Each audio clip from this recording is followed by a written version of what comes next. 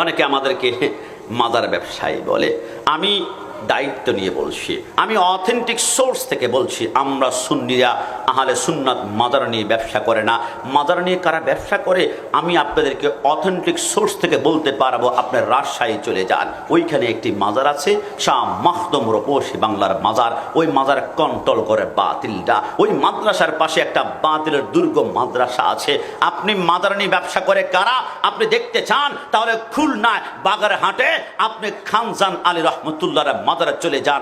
আমি সচক্ষে দেখেছি ওই মাজার কন্ট্রোল করে বাতিলটা, এবং সেই মাজারের টাকাগুলা নিয়ে তারা বাতিলদের মাদ্রাসায় চালায়। আপনি মাজার নিয়ে ব্যবসা করে কারা দেখতে চান, আপনি কিশোরগঞ্জ পাগলা মসজিদের আপনি চলে যান, দান বাক্সের টাকা যারা গনে, এদের মাথার দিকে তাকালে দেখবেন এদের টুপির রংটা কেমন। টুপি দেখলে বুঝতে পারবেন এরা আহলে সুন্নাত ওয়াল জামাত নয়, এরা বাতিলটা। এরা নিজেরা মাজার নিয়ে ব্যবসা করে আর আমাদেরকে ব্যবসায়ী বলে।